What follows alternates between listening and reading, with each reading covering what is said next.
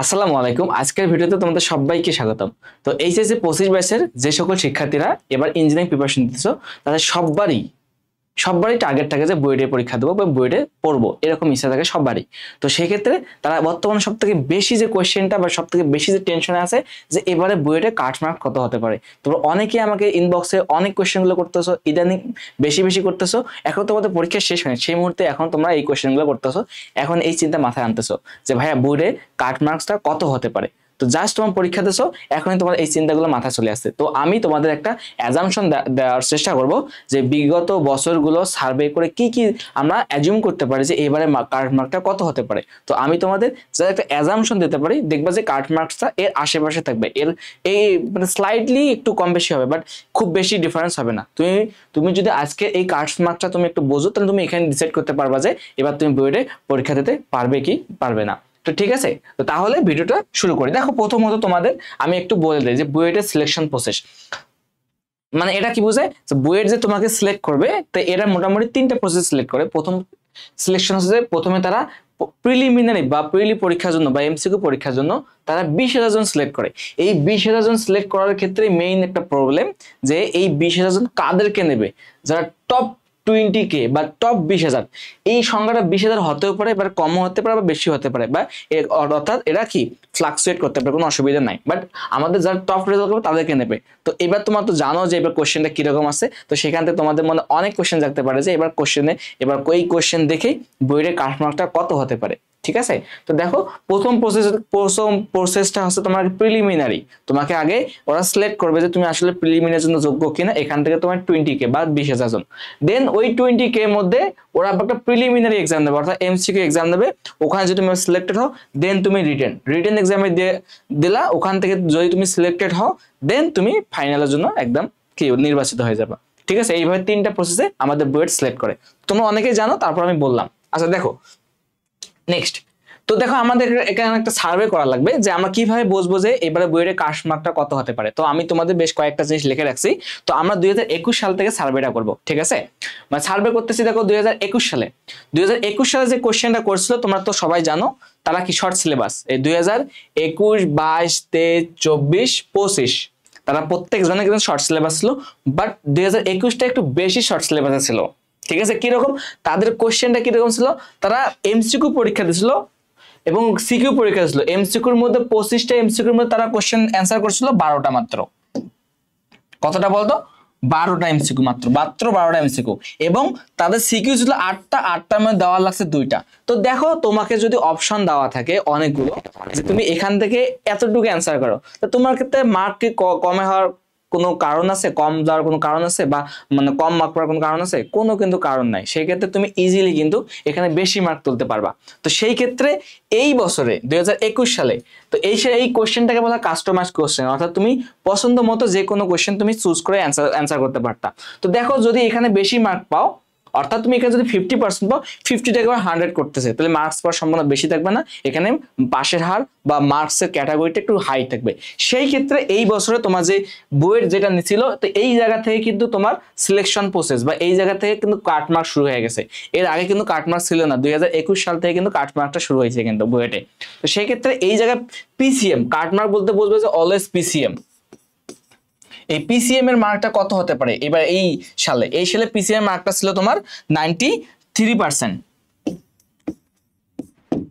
মানে 2021 সালে যারা বুয়েটে পরীক্ষা দিয়েছে, পরীক্ষা হলে বসতে পারছে, তাদের ম্যাক্সিমাম একটা মার্কস ছিল 93%। এই মার্কটা কিন্তু বুয়েট অথরিটি কর্তৃক দেয় না, আমরা কি করি বিভিন্ন সার্ভে দেখি যে তুমি এই জায়গায় বিভিন্ন গ্রুপে দেখলে বুঝতে পারবো যে ভাইয়া আমি এইবার এত মার্ক পেয়ে বুয়েটে প্রিলি দিচ্ছি, আমরা ওইরকম সার্ভে করে এই জিনিসটা অ্যাজিউম করতে পারি। ঠিক আছে, দেন আমরা 2022 সালে কথা বলি।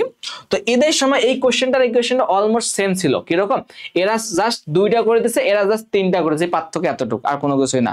দেন আমরা এমসিকিউতে জাস্ট 3টা বেশি, মানে 25টা এমসিকিউ তুমি যে কোনো পছন্দ মতো 15টা দিতে পারবা, আর সিকিউ যে কোনো 8টার মধ্যে যে কোনো 3টা তুমি দিতে পারবা। তো এই কোশ্চেনটা কাস্টমার কোশ্চেন না, তোমার পছন্দ মতো তুমি দিতে পারছো, তাহলে এই ক্ষেত্রে মার্ক কি কম হওয়ার কোনো চান্স আছে? এরা কিন্তু 50 মার্কস থেকে এরা কনভার্ট করছে কোথায় বলতো, 50 মার্কস থেকে 100-এ কনভার্ট করছে কিন্তু এরা। ঠিক আছে, তো এই ক্ষেত্রে মার্কটা বেশি হবে না। 2022 সালের ক্ষেত্রে তুমি যখন কাট মার্কটা দিয়ে লক্ষ্য করবা, তুমি দেখবা ইজিলি এই জিনিসটা মার্ক পাওয়া বেশি। তো এই ক্ষেত্রে কাট মার্কটা ছিল 92%, অল এভারেজ 92% ছিল। ঠিক আছে। আবার তুমি 2023 সালের কথা বলি, দেখো 2023 সালে কিন্তু ফুল এক্সামটা দিছে, কিন্তু তাদের ক্ষেত্রে কিন্তু ওই কোনো মানে অপশন ছিল না যে এটা বাদ দিয়ে আমরা এটা দেই, এখানে ছিল না, তোমাকে 25টা এমসিকিউ ছিল, তোমাকে 25টা অ্যান্সার করা লাগছে, দেন তোমার 8টা সিকিউর মধ্যে 5টা, অর্থাৎ তোমাকে এখানে টোটালি 100 মার্কসের পরীক্ষা দিয়ে আসার লাগছে। এখন তোমার কাছে আমার কোশ্চেন যে ভাইয়া এই কোশ্চেন দিয়ে যে স্টুডেন্ট যে মার্কটা পাবে, এই কোশ্চেন দিয়ে পরীক্ষা দিলে স্টুডেন্টরা কি একই মার্ক পাবে?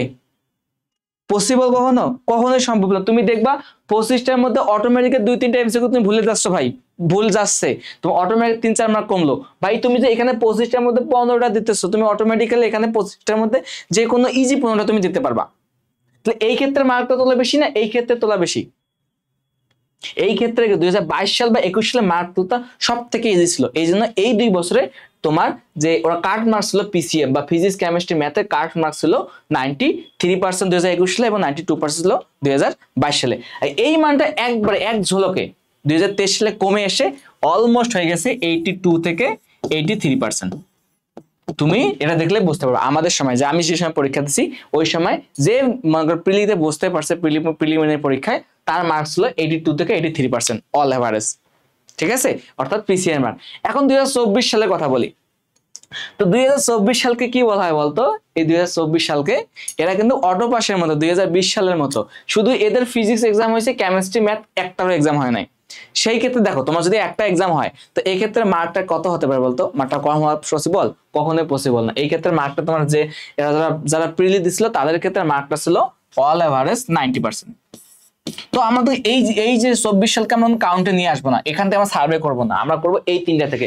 এখন তোমার কাছে কোশ্চেন ভাইয়া, যদি তোমার শর্ট সিলেবাসে ছিল এবং কম কোশ্চেনে অর্থাৎ কাস্টমাইজ কোশ্চেনের যে পরীক্ষা নেয় এক্ষেত্রে মার্ক পাওয়া বেশি, আর কাস্টমাইজ ছাড়া অন্য কোনো ফুল মার্কসের কোশ্চেন দিলে কাট মার্কটা অল এভারেজ আরো কমে যাচ্ছে। তো এখন আমাদের কোশ্চেন, তোমাদের মনে কোশ্চেন তো এতটুকু বুঝতে পারছি আমরা, এখন তোমাদের মনে কোশ্চেন থাকতেছে ভাইয়া 25-এর কত আসবে, তাই না?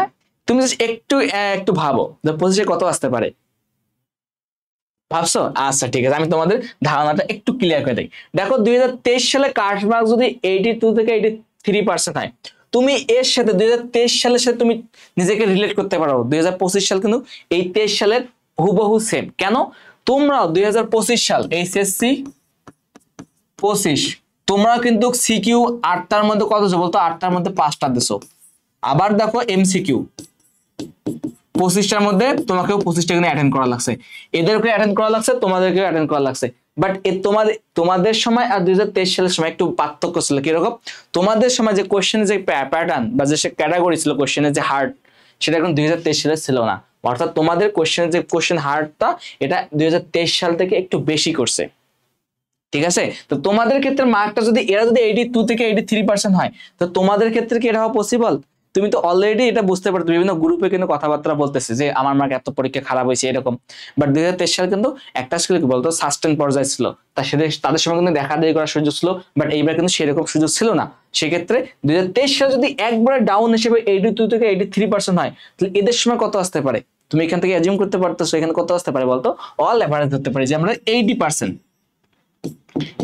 বা এর নিচে হতে পারে, এর নিচে হতে পারে 80% অথবা এর নিচে, ঠিক আছে? তো আমি তোমাদের একটা সুন্দর আইডিয়া দিচ্ছি, মোটামুটি এটা নিয়ে গেলে তুমি বুঝতে পারবে। দেখো কিরকম, তো তোমাদের এবার কাট মার্ক আসতে পারে 80%, অর্থাৎ এটা মানে বুঝাচ্ছি তুমি যদি পিসিএম এ প্লাস পাও, কেউ যদি পিসিএম এ প্রত্যেকটাতে এ প্লাস পায়, অর্থাৎ জিপিএ যদি 5 পায়, ও প্রিলিমিনারে বসতে পারবে একদম নিশ্চিত, ওর কোনো আর্মিস নাই।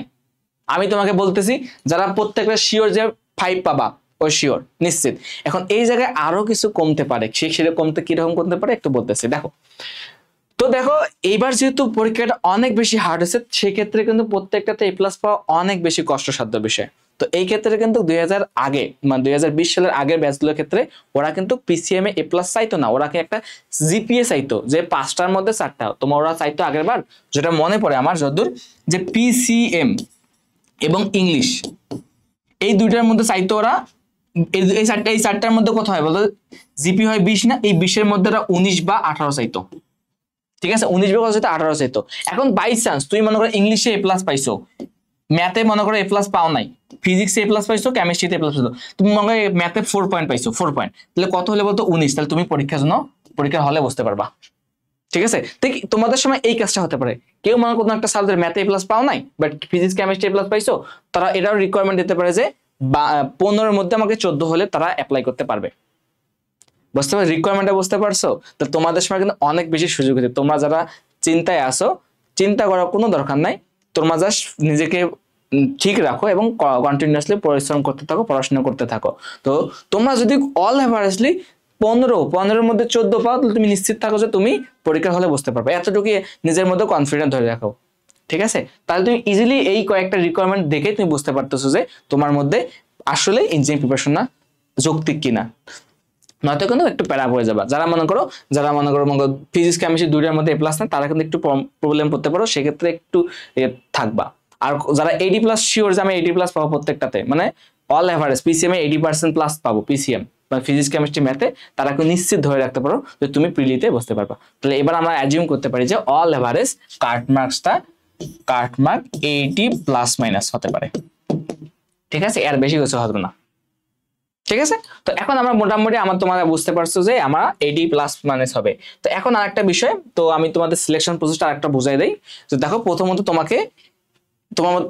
তোমাদের 20,000 জনকে ওরা সিলেক্ট করবে, কিসের জন্য বলতো? প্রিলিমিনারির জন্য। এন্ড প্রিলিমিনারি মেইন এই কাজটা এই জায়গায়। তো প্রিলিমিনারি এক্সামটা হয় তোমার 100 মার্কের, অর্থাৎ 100টা এমসিকিউ।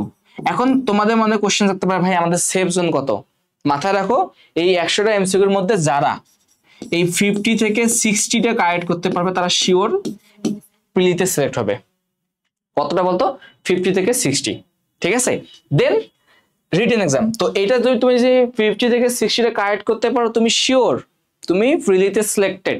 দেন এখান থেকে 6000 জন নেবে। এখানে কতজন বলতো? 6000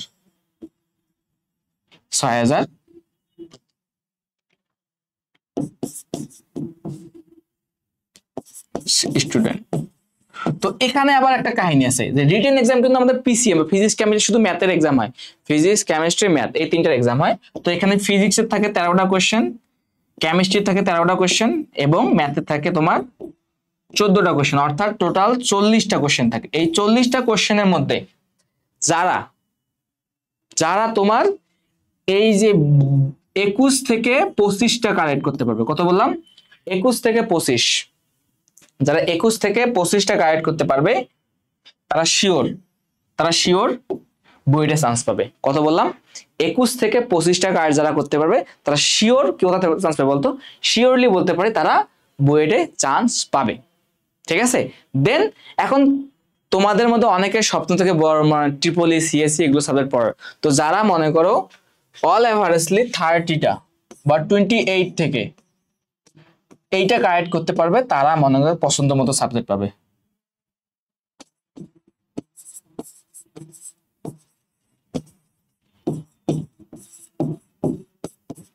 সাবজেক্ট।